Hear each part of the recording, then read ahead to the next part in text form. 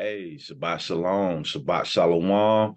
Welcome back to another edition of Law School. All right, today we're going to get back into the law, continuing where we left off. Last time we talked about the Sabbath. All right, so let's go back to the Bible. Pray everybody's having a peaceful Sabbath, peaceful day. All praises to the Most High God. Oh, let me go back and share my screen.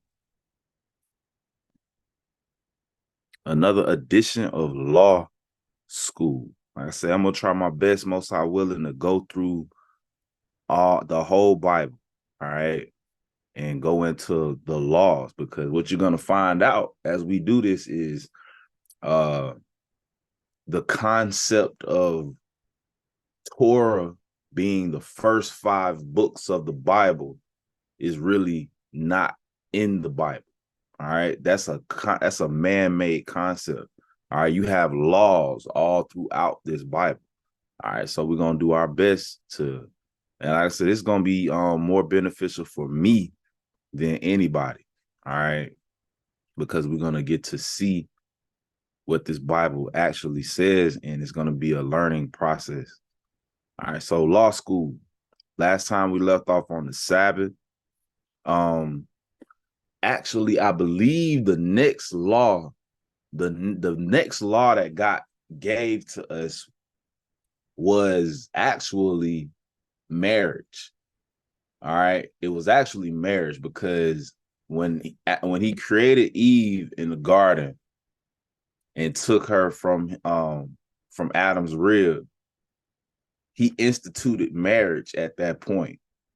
So that was the very, very first marriage. All right, I'm not going to necessarily do a law school breakdown video on that, because we have a class on our page already.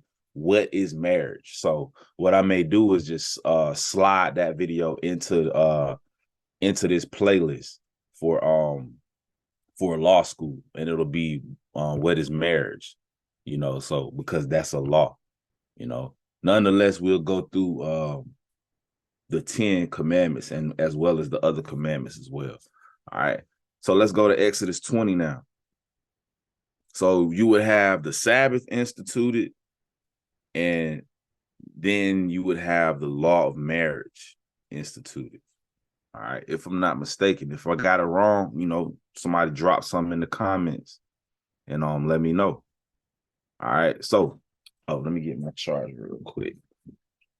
This thing to die on me while we in the middle of law school. All right, so all praises to the Most High. All right, so this is Exodus 20. All right, Exodus 20, and this is where you can find the 10 commandments. Now, this is not mean that this is where the commandments. This is the first time they got the commandments. All right, they had the commandments way before this. Moses reintroduced the commandments to the Israelites after we had been in slavery in the land of Egypt. All right, that's what he did. He reintroduced them to us, but we always had the commandments. All right, that's we'll go into depth with that at another time, Most High willing. All right, all praises to the Most High. So let's go to Exodus chapter 20. Let's start at verse 1.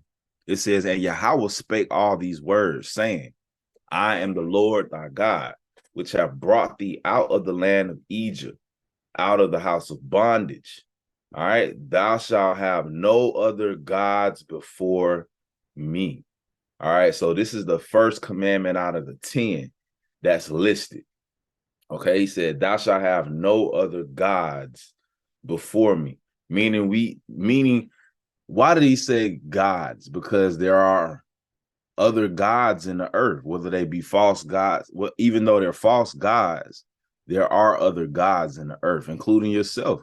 Right? Real quick, let's go to Psalms. And I always get this one confused, so y'all bear with me. Psalms 86, I think it is. Oh, that's a spirit. This wasn't what I was looking for, but This is a good precept. Psalms 86 and verse 8, it says, among the gods there is none like unto thee, O Lord. Neither are there any works like unto thy work. So that one came straight from the Most High Yahweh. Did not have that in my notes. All right, but that's a to the point that I was trying to make. All praises to the Most High. Among the gods, there is none like unto thee, because he's the only real God. All right, he's the only one that's real. Watch this. Let's go to the book of Jeremiah. Jeremiah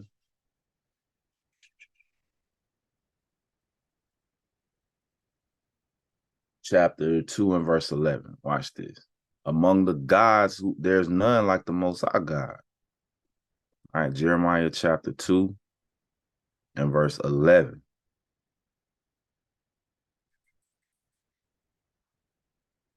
There we go. All right. It says, have a nation changed their God? So these other nations, you got Moab, they worship Buddha. Elam, they worship Vishnu, I think that is the name of it, with the little blue lady with all the arms. America, they got many gods. Egypt had over 313 gods. All right. Trying to think of some more. That's all I can think of right now. But these all the other nations, they worship gods. And it says, look, have a nation changed their gods, which are yet no gods? Even though these gods that they worship aren't real, these other nations aren't changing their gods. All right. They're true to their God. They've been worshiping Buddha for thousands of years. Okay. It says, but my people have changed their glory for which doth not profit. Meaning what? We started worshiping their gods. All right. That's the very first thing the Most High said. Don't worship any other gods. All right. I'm the only true God. Right. From there, let's go to Deuteronomy. Deuteronomy chapter 5 and verse number 7. So we can't worship any other gods but the Most High God.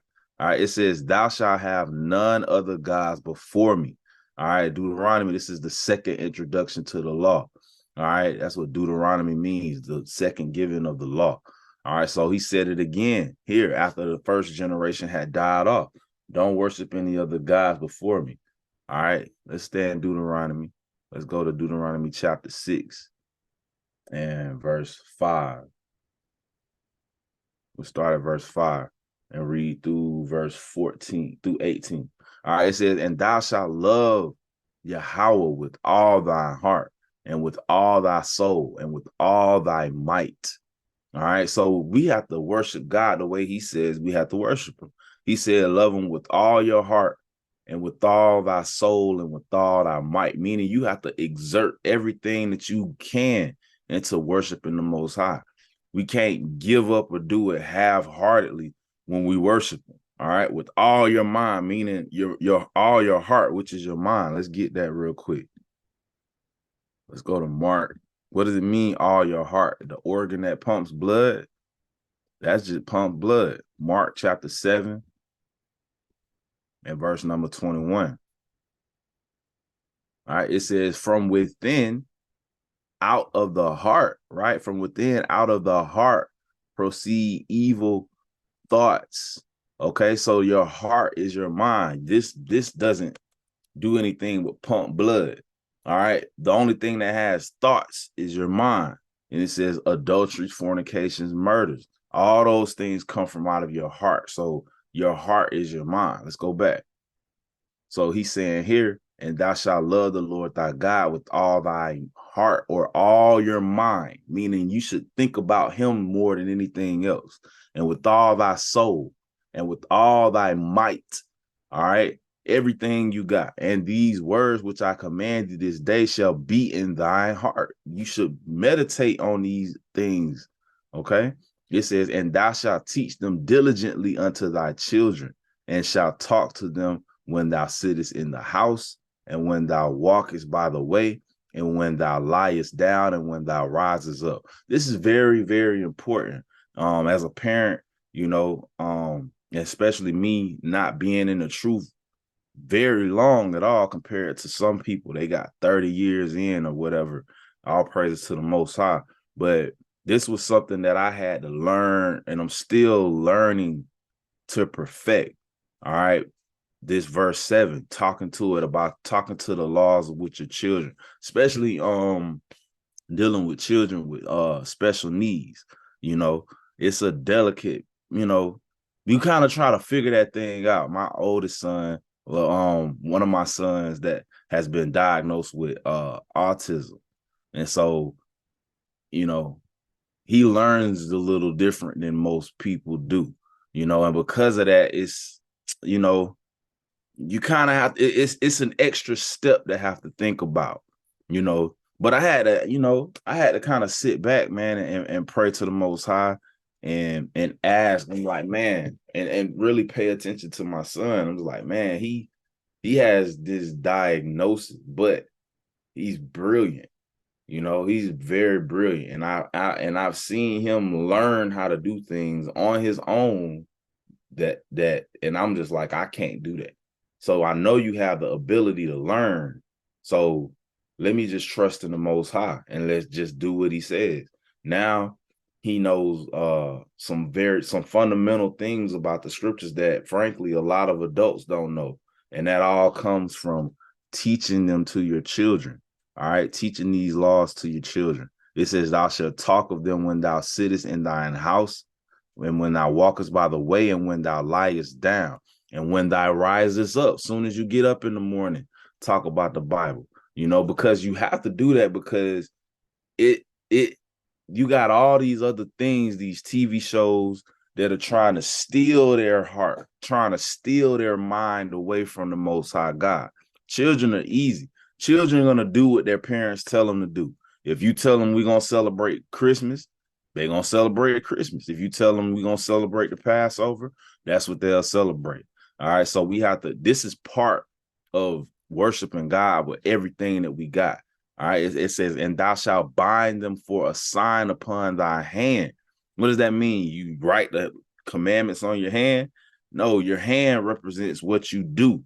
All right. Your actions. All right. They should be upon your hand. They should be the law should be a part of all your decision making. All right. This is how you worship God. This is how you don't put anything else before the Most High God. All right. My rib been looking through the window, blowing kisses at me while I'm trying to teach this class. All praise to the Most High. And but yeah, this is how you bind these things to your hand. Your hand represents your actions, right? And it says, and they shall be as frontlets between thine eyes. Now, our brothers and sisters used to take this literal. They would have a little book with the laws written on it on their hand, and they would have a little book hanging between their eyes. But this is spiritual. This is symbolic. You don't have to literally do this. Between your eyes is what? Your mind. All right. So you supposed to think about the laws of God all the time. The law should be a part of what you do, your hand, your decision making, and they should be in the frontlets of your eyes, meaning they should be the first thing that you think about before you do anything. All right. It says, and thou shalt write them upon the posts of thy house and on thy gates, meaning they should represent your household. Now you can put the laws up, the 10, a lot of brothers and sisters got the 10 commandments up in their house. We do, but this is what he's saying by this is saying that these laws should represent your communities, and they should represent your household and what your house is about. All right. It says, and it shall be when the Lord thy God, when Yahweh shall have brought thee into the land which he sware unto thy fathers, to Abraham, Isaac, and to Jacob, to give thee great and goodly cities which thou buildest not. Because we didn't build these cities. We were just moving in and moving other nations out. He says, and houses full of good things which thou fieldest not, and wells dig which thou diggest not, and vineyards and olive trees which thou plantest not. When thou shalt have eaten and be full, then beware lest thou forget Yahweh, which brought thee forth out of the land of Egypt, from the house of bondage. Thou shalt fear the Lord Yahweh, and serve him, and shalt swear by his name. Ye shall not go after other gods, of the gods of the people which are round about you. All right. So we've always, as Israel, been amongst people who were worshiping other gods, especially here in the United States of Babylon. All right. Everybody here, you can come here and worship whatever God you choose. All right. And it's cool with the powers that be, so we can't get caught up in that, because we see other people doing things and worshiping their gods. We can't get caught up in that thing. All right. It says, why? It says, for Yahweh thy God is a jealous God among you, lest the anger of the Lord thy God be kindled against thee, and destroy thee from off the face of the earth. All right. And that's exactly what happened. All right. We got destroyed as a people. It says, ye shall not tempt the Lord your God as ye tempted him in Manasseh and Massa. You shall diligently keep the commandments of the Lord your God, and his testimonies and his statutes which he hath commanded thee, and thou shalt do that which is right and good in the sight of the Lord. So he said, y'all shall do that which is right and good in the sight of the Lord. What's right? What's good? Let's go to Romans. What you come to find out is the Bible's been saying the same thing the whole time. And that's what makes the Bible hard to understand for some people, that they think that it's saying something new, but it's not. It's saying the same thing throughout the whole book, right? It says, wherefore the law is holy, and the commandment is holy and just and good. Excuse me. So the law is good. That's the only thing that's good. God is good and the laws are good, right? So it said, when he says do that which is good, he ain't talking about baking cakes and just giving them to the homeless. He talking about keep the commandments, and then you'll keep the land. All right. It says to cast out thy enemies before thee, as Yahweh has spoken. All right. So we have to do what the Most High God said. We have to worship him with all our heart and all our mind and all our soul. From there, let's go to the book of Ecclesiastes, chapter 12 and verse number 13. All right, it says, let us hear the conclusion of the whole matter. All right, in Ecclesiastes, when you read this book written by King Solomon, also known as the preacher, all right, also known as Lemuel, all right, he got a few nicknames, but when you read this book, he's actually like Ecclesiastes and Proverbs got two totally different tones. All right. Proverbs is like he becoming king. He's hopeful. He's enthusiastic. Even Ecclesiastes is a whole nother tone. He just like everything is vanity. Why? Because Solomon started dabbling and getting into idolatry and started breaking the laws of the Most High God.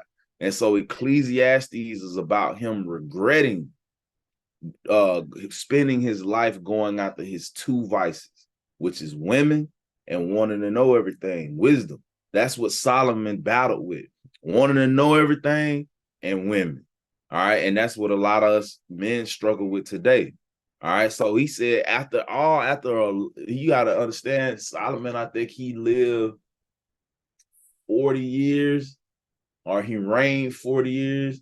I might got it mixed up, but it was either reigned 40 years or he lived 40 years, Salakia. But that whole time period, he spent his life chasing after vain thing. After he built the temple, he even simultaneous while he was building the temple, he was building a house for Pharaoh's daughter, meaning a house of worship. All right. So Ecclesiastes is after he did all these things, he realized, he said, look, let us hear the conclusion of the whole matter. Fear God and keep his commandments, for this is the whole duty of man. The only reason you got breath in your lungs is to fear God and keep his commandments. All right. Fear God, meaning hate sin. So you're not put here to do anything else. All right. It's prideful to think, I'm gonna live my best life. I'm gonna do what makes me happy. God wants you to be happy. He just knows what's gonna truly bring you happiness. You think all these vain things in life is gonna bring you happiness. You think having a certain amount of money in your account is gonna bring you happiness. Having a certain pair of shoes, having a certain spouse, having all these things that can come and go. We were taught that they are what's gonna make us happy. But in actuality, the only thing that's gonna make us have true happiness is keeping the commandments of the Most High. All right. We can't put anything before the Most High God. All right. From there, let's go back to Deuteronomy. Deuteronomy chapter 4 and verse number 5. All right. He says, behold, I have taught you statutes and judgments, even as the Lord Yahweh commanded me, that you should do so in the land whither you go to possess it. Keep therefore and do them, for this is your wisdom. So the commandments are our wisdom and your understanding in the sight of the nations. Right. So we don't have wisdom without keeping the commandments of the Most High. We don't have understanding, which is knowing Job 28:28, one of my favorite precepts. The fear of God, that is wisdom. Departing from evil, that is understanding. So without the commandments, we don't know how to depart from evil. We have no standard. The standard, it shifts based on our feelings. Okay. So we have to have the commandments of the Most High. All right. Because that's our understanding. That's what lets us know good from bad. All right. In the sight of the nations, which shall hear of these statutes and say, surely this great nation is a wise and understanding people. All right. For what nation is there so great, who have Yahweh so nigh unto them, as Yahweh our God is in all things that we can call upon him for. All right. So we have to learn to depend and rely on the Most High God. That's part of loving him with your whole mind, your whole soul, and with all your might, relying on him. Okay, relying on him. There's nothing wrong with that. That's what he wants us to do. All right. Right now, real quick, let's go to 1 Samuel. So when we go against that, the Bible calls that something very specific. All right. 1 Samuel chapter 15 and verse 23. All right. It says, for rebellion is as the sin of witchcraft. Rebellion against what? The commandments of the Most High, the understanding that he's given us. He says that's just like you committing witchcraft. The Bible says that for a witch, if there should be no witch among you, that person had to die. All right. That person had to die on sight. There was no animal you could sacrifice to make atonement for being a witch. All right. It says in rebellion against the Lord's commandments is just like witchcraft. It says, and stubbornness against the commandments is as iniquity and idolatry. So idolatry is not just when you worship a statue or a picture or a tree or anything. It's also when you worship anything other than the Most High God, including yourself, because you can worship yourself. Most people worship themselves. They only seek what's going to please their flesh. All right. And we are not to do so. It says, because thou hast rejected the word of the Lord, the word of Yahweh, he had also rejected thee from being king. All right. And this is going into King Saul, right? But he started getting into idolatry and rebelling against the commandments of the Lord, even though he knew what God had told him. He had prophets amongst him, all right, who was letting him know what they were supposed to do. So why go outside of that when that's your wisdom? All right, watch this. Let's go to 2 Samuel. 2 Samuel chapter 22 and verse 31.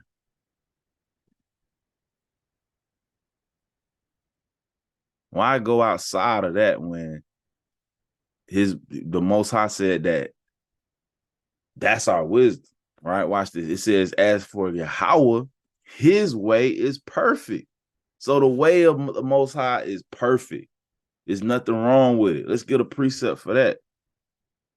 Psalms, we coming right back there. Psalms chapter 19 and verse number 7. It says, the law of the Lord is perfect. All right. It's saying the same thing, converting the soul, meaning it's going to change you. All right. It'll make you want to serve the Most High with your whole, because you can't keep the laws unless you do it with your whole everything, with everything you got. It's going to take all of that. Right. It says the testimony of the Lord is sure, making wise the simple. So it's our wisdom. Right. Let's go back. 2 Samuel. It says, as for Yahweh, his way is perfect. The word of Yahweh is tried. Something is, if something is tried, you usually say, it's tried and true, meaning it's proven. Okay. It's proven. It says his word is tried. All right. It's proven. He is a buckler to all them that trust in him. All right. For who is God save Yahweh, and who is a rock save our God? All right. Yahweh is my strength and power, and he maketh my way perfect. So the Most High, you got to understand, you have to trust him to serve him. You can't serve the Most High without trusting him. You have to trust that he has your best interest at heart. He didn't create the Sabbath for himself. He don't need to sleep. All right. He didn't create the law about the dietary law for himself. He doesn't need to eat. All right. He's perfect. He doesn't need anything from us. He just loves you. So he wants what's best for you. So he basically, when he says don't have any other gods, he's basically saying, I want y'all to love yourself. That's basically what he's saying. All right. From there. Let me see where I want to go. Let me go real quick here.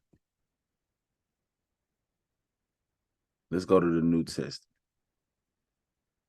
John chapter 4 and verse number 24. All right. It says Yahweh is a spirit. So first off, Yahweh is a spirit. All right. He's not flesh and bone like us. All right. It says, and they that worship him must worship him in spirit and in truth. Okay. So the only way to worship the Most High God is in spirit and in truth. All right. Let's dissect this. Let's go. Let's see what the spirit is. All right. Let's go to, I know we're going to, let me see real quick. He said, if you worship God, you got to do so in spirit and in truth. Now, remember, the commandment said that thou shalt have no other gods before him. So in order to put him first, we have to worship him the way that he said to do it. All right. Let's go to, so it says, let's read it again. It says, Yahweh is a spirit, and they that worship him must worship him in spirit and in truth. So we're going to see what the spirit is and what truth is. All right. Let's go to the book of Romans. I'm going to try to do this. We can go the all the way around route, or we can kind of go straight to the point. I'm going to try to go straight to the point. All right. Romans chapter 7 and verse 14. What's the spirit? All right. It says, for we know that the law, all right, for we know that the law is spiritual. All right. But I am carnal, sold under sin. So the law is the spirit. All right. The law is the spirit. We're going to have to do it, because somebody might say that ain't good enough. All right. Let's go to John chapter 6 and verse 63. All right, to get more into what the spirit is. All right, he says, this is Yahweh Shai. He says, it is the spirit that quickeneth. The spirit makes you alive. All right, let's go real quick. I got to open up another Bible because we finna go on all the way on in. We got to do it. All right, he said, the law, the spirit quickening. All right, let's read it again. It says, it is the spirit that quickeneth. The word quickeneth means to make alive. So the spirit, whatever it is, makes you alive. Let's see what makes you alive. Proverbs chapter 7 and verse number 2. All right, it says, keep my commandments and live. Keep my commandments and live. So keeping the commandments makes you alive. Okay, so that's the spirit. And my law as the apple of thy eye, meaning that when something is the apple of your eye, it's the thing that you're focused on. It's the thing you're most concerned about, the thing you want to do the most. Okay, so as long as you do that, you will live according to the Bible, right? So let's go back to John 6:63. He said, it is the spirit that quickeneth. The spirit makes you alive. Proverbs 7:2. Keep my commandments and live. The flesh profiteth nothing. And the words that I speak unto you, they are spirit. So he said, the words that I speak to you are spirit and they are life. All right, let's jump over to the next chapter. All right. He said, the words that I speak unto you, they are spirit. John chapter 7 and verse 16. He says, my doctrine is not mine, meaning the words that I'm speaking aren't my own words, but his that sent me. So he says, my doctrine, my words aren't mine, but it's the doctrine of him who sent me. All right, well, what is the doctrine? Let's go to Proverbs again, chapter 4 and verse 2. Let's see what doctrine, what words Yahweh was speaking. All right, he says, for I give you good doctrine, forsake ye not my law. All right, so when he says the words that I speak unto you, which are not my words, are the spirit, he's talking about the doctrine of the Most High God, which is the law. Okay, hopefully I understand that. So now let's go back to John chapter 4, verse 24. Yahweh is a spirit. Now we know what the spirit is, the law. And they that worship him must worship him in spirit, the law, and in truth. Well, what's the truth? Let's go to Psalms chapter 119.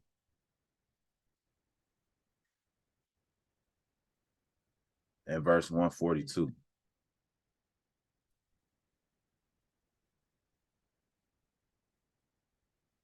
All right, it says, thy righteousness is an everlasting righteousness, and thy law is the truth. All right, so to worship God, you have to do so by keeping the laws. The spirit and truth are the same thing. They're the laws of the Most High. That's the only way we can worship the Most High. All right, no other way. All right, from there, let's go to the book of Matthew. Matthew chapter 22 and verse number 36.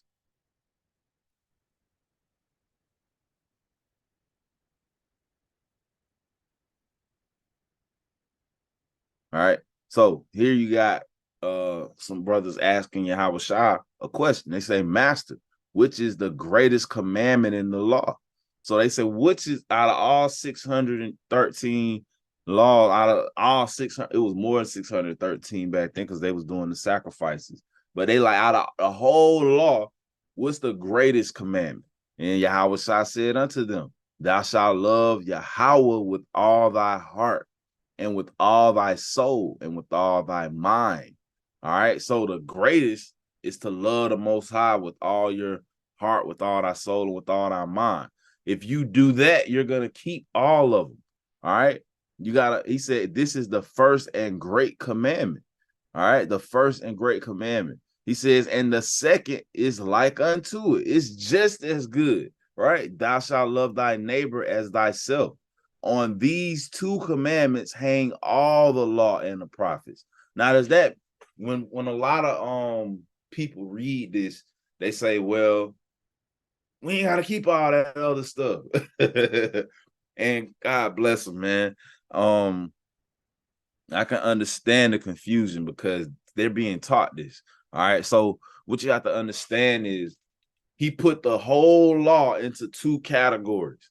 He put love God with all your whole heart and all your soul in one, it is one category, and love your neighbor as yourself is a category. So like we're going over, so let me give you an example. If the law of don't commit adultery, that would go under loving your neighbor as yourself, because that's his wife, that's her husband. All right. Don't steal would go under loving your neighbor as yourself. All right. What you come to find out, basically, the first 4 commandments have to deal with how we're supposed to love God. The first 4. All right. And that's don't have no other gods, don't commit idolatry. All right. Keep the Sabbath day. I'm forgetting one. Let me go back because I'm forgetting one. Song Exodus chapter 20.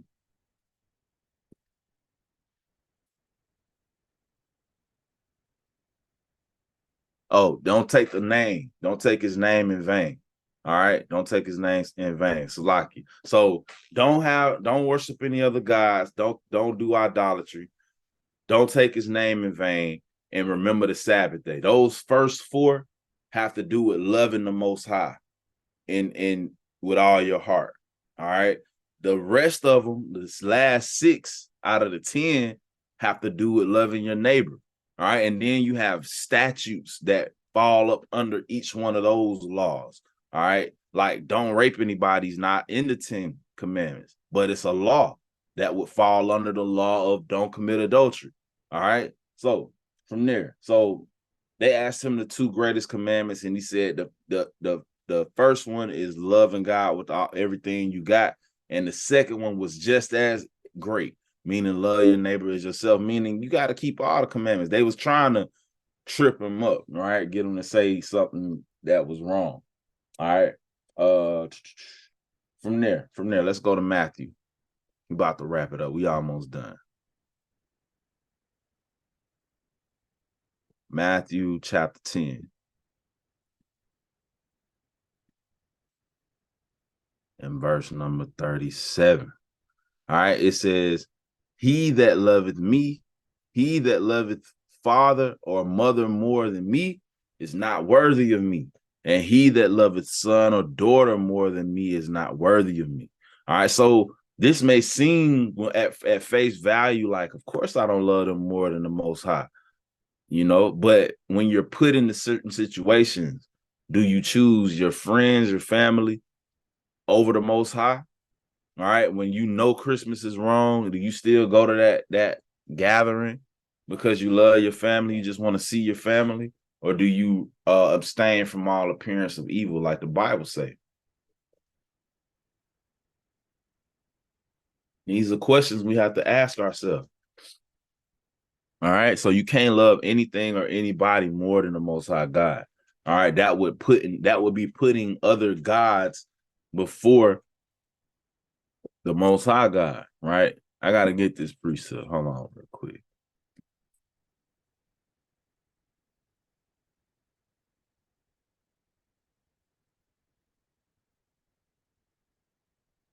All right, Psalms. Let's go real quick. Why you can't put them before the Most High? Let's go to Psalms chapter 82. Psalms 82. I'm going to remember this precept. Psalms 82 and verse 6.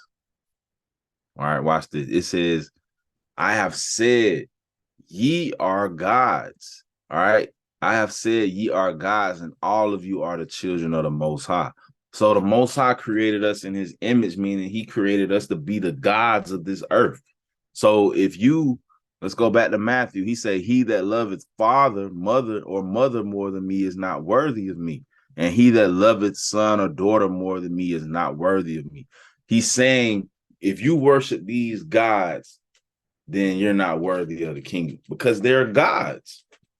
He said that he created us as gods. So your mom is a god. Your father is a god. Your children are gods.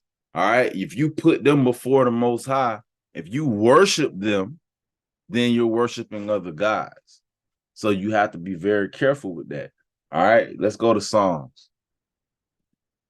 Go back to Psalms, chapter 8.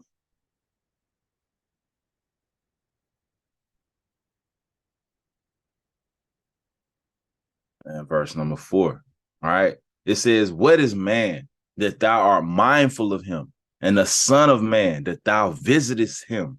All right. For thou hast made him a little lower than the angels and has crowned him with glory and honor. So the Most High said, so David is like, what is man that you even mind? You even think about us? You so awesome in your power. Why you even consider us? It says, for thou hast made him a little lower than the angel and has crowned him with glory and honor. You made man lesser than what you made the angels, because angels don't sin. They don't have they don't have flesh and blood. They don't get sick and die. All right. He says, but you gave us honor and glory and honor. All right. So keep that in mind. He said, you made us lower than the angels. Watch this. Let's go to Revelation. Let's see what the angels do. Revelation chapter 4 and verse number 8. All right. It says, and the 4 beasts had each of them 6 wings about him, and they were full of eyes within, and they rest not day and night. This is talking about angels. All right. These are types of angels. It says, and they rest not day and night, saying, holy, holy, holy, Yahweh Almighty, which was and is to come. All right. It says, and then these beasts give glory, and when those beasts give glory and honor and thanks to him that sat on the throne, who liveth forever and ever, the 24 elders fall down before him that sat on the throne and worship him that liveth forever and ever, and cast their crowns. For you brothers that don't want to take your hat off while you worshiping, all right, while you teaching the Bible, while you praying, all right, that's very prideful, man. That's a prideful spirit. It say even the angels, they cast their crowns on the ground before the Most High, saying, thou art worthy, O Yahweh, to receive glory and honor and power, for thou hast created all things, and for thy pleasure they are and were created. All right, so the angels do this. They worship God night and day. Holy. They don't even sleep. All right. So how much more should we worship the Most High God and put him first? All right. So Most High willing, this has been edifying. All right. We'll try to keep these classes coming. The law school classes. This has been don't put any other gods before the Most High God. And why would you? You know, when you think about it, when you go through the precepts, we so unworthy, man. So all praises and esteem to the Most High God. All right. And with that, I'm gonna say Shalom.